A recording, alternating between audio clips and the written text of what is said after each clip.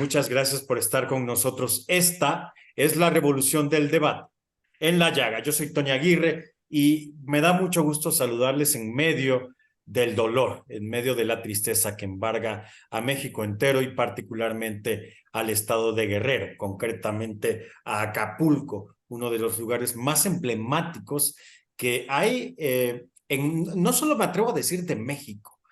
Su conocimiento y reconocimiento de Acapulco es mundial. Entonces, lo que ha sucedido con este huracán Otis categoría 5 es tristísimo y de verdad nos solidarizamos con el pueblo de Guerrero que no la está pasando nada bien. Y a eso hay que sumarle una actitud errática, completamente errática, indolente, absurda y me atrevo a decir que hasta estúpida de un gobierno que no sabe lo que hacer, si es que ha sabido en algún momento dado. Para hablar de eso y más está con nosotros un amigo muy querido, tenía que ser él es el que más sabe de esto y siempre su generosidad nos aporta demasiado. Arturito Barba, el periodista científico, el periodista del conocimiento. Arturo, gracias. Al contrario, Tony, es un placer estar contigo y con todo tu auditorio. Arturo, es terrible lo que está pasando en Guerrero. No se vio venir. ¿Qué sucedió, Arturo? Porque yo puedo entender, y lo hemos platicado en este mismo espacio, los temblores, los terremotos y otro tipo de fenómenos naturales no se pueden predecir, pero los huracanes sí. ¿Qué pasó aquí? ¿La 4T no funciona ni en eso? Bueno, evidentemente hubo, por un lado, errores de cálculo, de diagnóstico, digamos, un poco que tienen que ver con los estudios de los huracanes, ¿no? En pocas horas el huracán pasó de tormenta tropical a huracán categoría 5 y en 12 horas pasó de ser huracán categoría 1 a categoría 5. La verdad es que pocas veces se ha visto esto en la historia de la meteorología a nivel mundial. Eh, Esto lo que indica, por un lado, es que el cambio climático seguirá afectándonos y justamente generando este tipo de fenómenos hidrometeorológicos extremos, ¿no? Así se les cataloga. Y cada vez van a ser más intensos, cada vez más frecuentes, y esta es una pequeña muestra de este cambio climático. Por supuesto que sí se puede prever, pero el margen de acción es realmente corto. Como te digo, Tony, pasar en 12 horas de categoría 1 a categoría 5, la verdad es que es difícil de enfrentar. Sin embargo, creo que ahora los protocolos deben indicar que se tiene que alertar a la población desde mucho antes, ¿no? Creo que esta es una de las grandes enseñanzas de protección civil, que los protocolos se tienen que modificar. Así como el clima se está modificando el mundo, así los protocolos se deben adaptar a esos cambios extremos como el que se acaba de vivir. Eso, por un lado, Tony, realmente tienen que mejorarse esos protocolos, tienen que capacitarse a los expertos que se dedican a vigilar estos fenómenos, expertos desde la Comisión Nacional del Agua, expertos desde la propia Guardia Nacional, desde el Ejército, ¿no? De la Fuerza Aérea, que están siempre atentos a todo este tipo de fenómenos y tienen que modificar sus protocolos de actuación y adaptarse a este nuevo escenario que nos ha planteado el cambio climático. A ver, Porque, Arturo, sí, guárdame la idea, por favor. Me estás diciendo con esto que sí, ciertamente nos agarró de sorpresa y agarró al gobierno de sorpresa. Yo sé de lo que estás hablando cuando dices sobre la Conagua, cuando estás hablando de la gente de protección civil. Yo conozco, reconozco, he entrevistado en múltiples ocasiones a este personal altamente calificado. Me sorprende mucho todo lo que está sucediendo porque ellos pues están muy inmiscuidos en esto. Quiere decir que el cambio climático cambió esta proyección, digamos, y disparó de 1 a 5, esta tormenta se convierte en este huracán devastador y acaba con todo a su paso. Mira, Tony, la verdad es que es complicado decir que el cambio climático generó específicamente este fenómeno, ¿no? Por supuesto, este fenómeno surge dentro de un escenario en el que estamos viviendo de cambio climático. Es decir, a nivel general podemos decir que este fenómeno, así como las terribles olas de calor que sufrimos hace solo algunas semanas, así como los próximos huracanes que van a llegar, porque estamos en temporada de huracanes, digamos, se están agudizando, están cambiando un poco su forma de actuar, se están convirtiéndose cada vez más extremos por el cambio climático. Es decir, por un lado, son fenómenos naturales que a lo largo de la historia han ocurrido siempre en nuestro país. Pero gracias al cambio climático que hemos ocasionado los seres humanos, estos fenómenos van a ser cada vez más difícil de entender y predecir, porque el cambio climático está cambiando justamente estas actuaciones, digamos, tradicionales de estos fenómenos que habíamos visto con anterioridad. El cambio climático está distorsionando y afectando todos los ecosistemas, está afectando todos los fenómenos hidrometeorológicos en todo el mundo. Entonces, es difícil prever que un huracán se convierta en 12 horas de categoría 1 a categoría 5.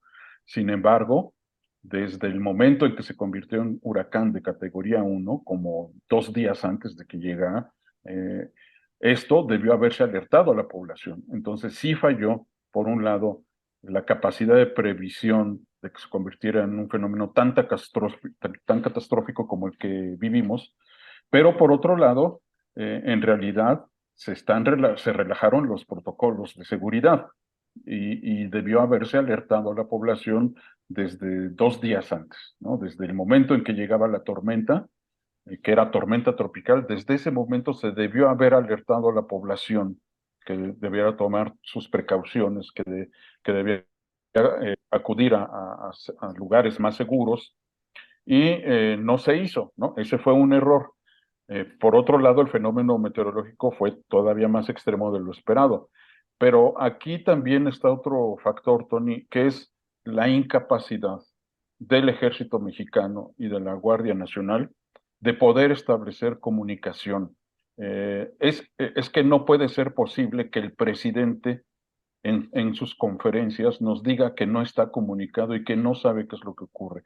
Eso está bien para ti o para mí o para el público que nos escucha, pero no para un presidente, no para un país que es la 15ª economía más importante del planeta, que tiene un ejército que tiene recursos muy cuantiosos, mucho más de lo que recibe la Secretaría de Educación, la Secretaría de Salud, la Secretaría de Medio Ambiente juntos, ese presupuesto recibe el Ejército, y no puede ser que no tenga un sistema de comunicación adecuado para enfrentar este tipo de eventos catastróficos. Eh, a nivel internacional, Tony, los ejércitos destinan una buena parte de su presupuesto a desarrollar técnicas y tecnologías de comunicación que no dependan del servicio general de la población. Y eso es clave, es fundamental para todo ejército que se digne de ser un ejército moderno, tener sistemas propios de comunicación. Aquí ocurre constantemente eso, Tony, que ocurre un fenómeno natural catastrófico como hoy, ahora con Acapulco, pero en otras ocasiones con los sismos. Cualquier sismo de cualquier magnitud ocasiona lo mismo en la Ciudad de México. No puede ser posible que el Ejército y la Guardia Civil no estén comunicados. No puede ser que un presidente no esté informado de lo que ocurre en una región de su país. Y para eso existen las tecnologías ya actuales, digamos que ni siquiera se necesitan desarrollar nuevas, Tony, ya existen, se pueden comprar para que el ejército tenga esos servicios y sistemas de comunicación que funcionen justamente en casos de desastres. Esto sí es imperdonable. A ver, Lo Arturo, otro. permíteme un segundo. ¿Cómo es posible? Yo no termino de entender. Estoy totalmente de acuerdo contigo. Ver a un presidente a salir a decir que no tenía información es que eso no sé si sea insólito en el mundo. ¿Cómo el primer mandatario que tendría que estar más informado que nadie, con todos estos sistemas de comunicación y de espionaje que tienen, Arturo? Porque el ejército, bien que puede espiar, bien que puede hacer aeropuertos, carreteras, entregar medicamentos. ¿No será que le ha dado tanto poder y tanto que hacer al ejército que ya no le queda tiempo para sus actividades, vamos a decir, cotidianas como estas? Pues mira, Tony, yo creo que el ejército mexicano nunca ha tenido como prioridad atender a la población. De hecho, el plan DN3, si nuestros escuchas googlean y buscan el documento en qué consiste el plan DN3, en realidad no consiste en un plan para salvar a la sociedad, para salvar al público. En realidad, el objetivo central del plan DN3 es mantener el orden, es decir, evitar la rapiña, evitar la protesta social generada después de un fenómeno natural, contener a la gente, pero no ayudarla, no salvarla. Ese no es el objetivo del plan de N3, aunque nos lo han vendido de otra manera. Por eso te digo, Tony, que nuestros escuchas, que tu público, googlee en qué consiste el plan de N3 y se van a dar cuenta de que ese es su objetivo principal. No es ayudar a la población, no es rescatar a la gente, es mantener el orden. Es decir, el objetivo del ejército históricamente, del ejército mexicano, no ha sido nunca ser eh, un ente que salvaguarde la seguridad de la población. Lo hemos visto históricamente, han sido los artífices de las peores masacres en este país, en el 68, el halconazo del 71, la guerra sucia en los 70 y principios de los 80 y Ayotzinapa, ¿no? Donde estuvieron involucrados. Entonces, la naturaleza del ejército mexicano no es el ayudar a la población. Por supuesto que debería hacerlo, ¿no? Pero se le ha usado política y militarmente y como aparato represivo en contra de la sociedad, ¿no? Esto debe quedarnos claros a todos, aunque por supuesto el presidente diga otra cosa y tenga otros datos, pero la historia nos lo demuestra. Y esto se refleja en cada catástrofe que ocurre en este país, Tony, en el 85, en el terremoto del 85.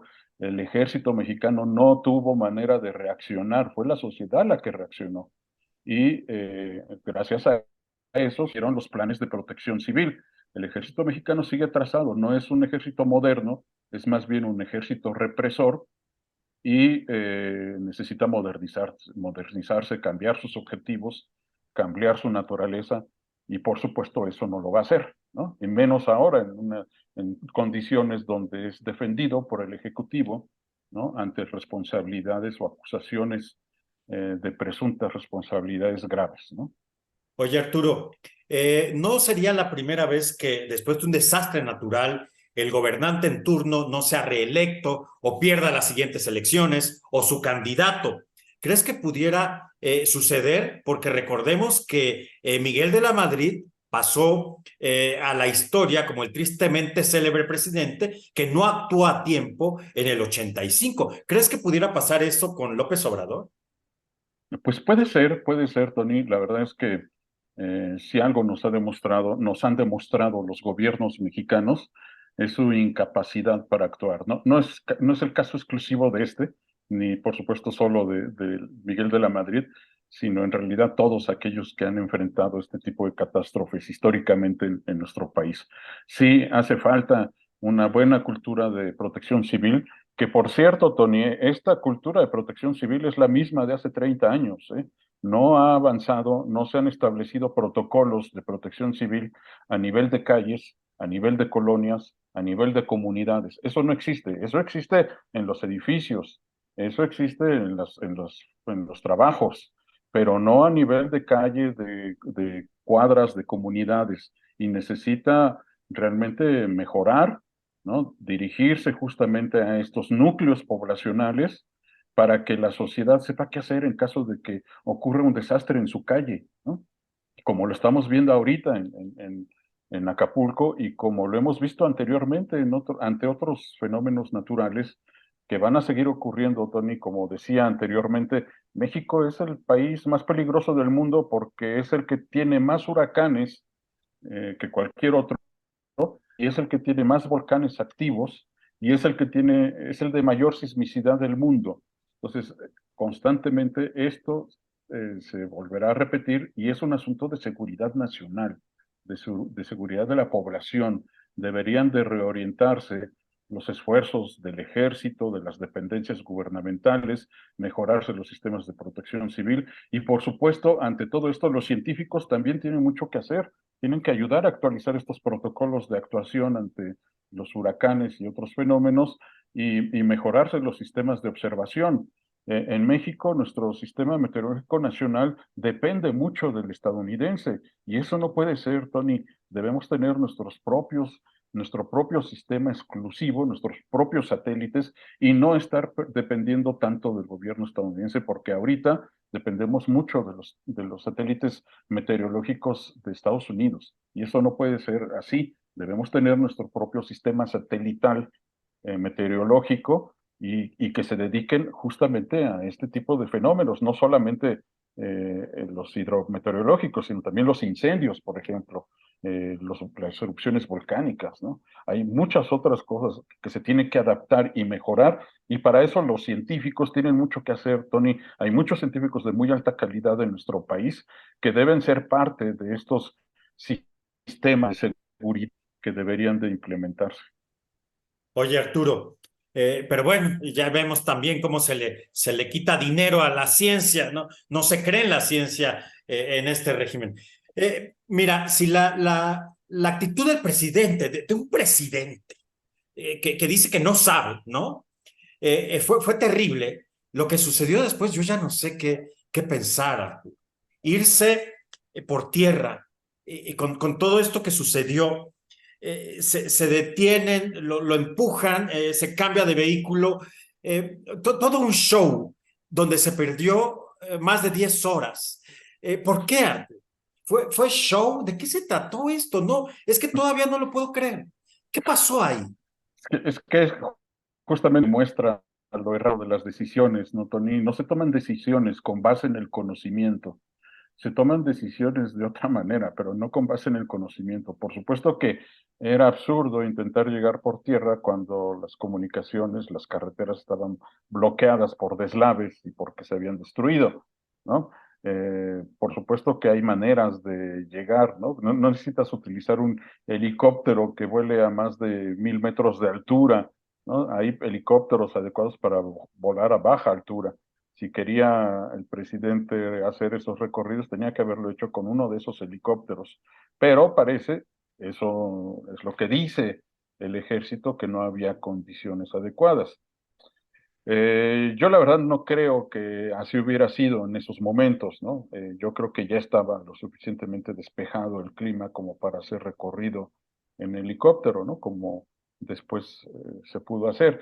Pero en realidad, sin caer en esto, Tony, en la posibilidad de que sí haberlo hecho por helicóptero, de que no hubiera hecho el viaje por tierra, independientemente de eso, Tony, lo que nos demuestra es lo errático de las decisiones. No se toman decisiones con base en el conocimiento.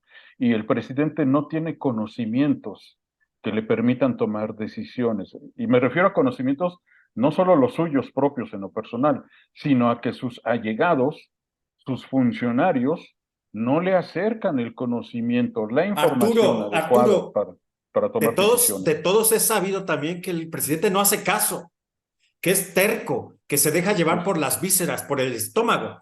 No así es. dudaría yo, porque yo supongo que dentro de su equipo debe haber gente inteligente, aunque si hay un 90% ¿cómo dice?